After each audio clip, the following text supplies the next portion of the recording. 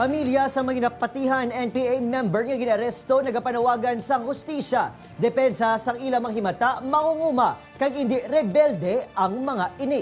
Yaring balita ngaton gintutukan.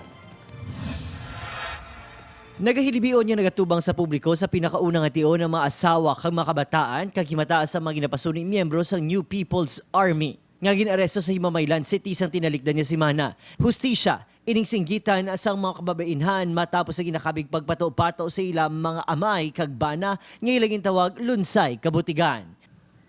Sakit ba siya sa amon nga pamilya nga bibiyaan daw nawadaan pala kami amay.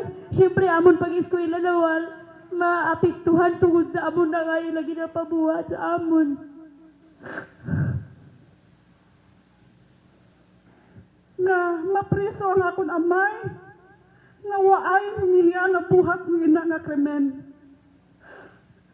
Pinagi sa gahom sang warrant of arrest ngin pangdakop sa Provincial Mobile Force Company, PNP kag 62nd Infantry Battalion, Sanday Rodrigo Medes, Jimmy Teves, Jodito Montesino, JP Romano, Eliseo Andres, Jasper Acuyong kag Roger Sabanal, yung napatihan operators ng Central Negros Front, Komiting Rehiyon Negros. Grabe nga summary execution, grabe nga pagpang-aresto nga wala sang mga basihan, pagpato-pato nga mga kaso.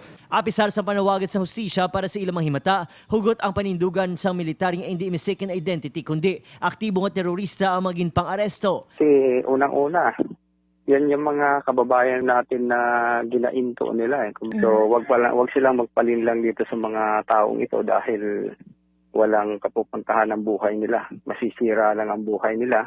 Kaso nga murder kag frustrated murder, may kaangtanan na sa pila ka may engkwentro ang ginapangatubang nga kaso sang ginpang-aresto.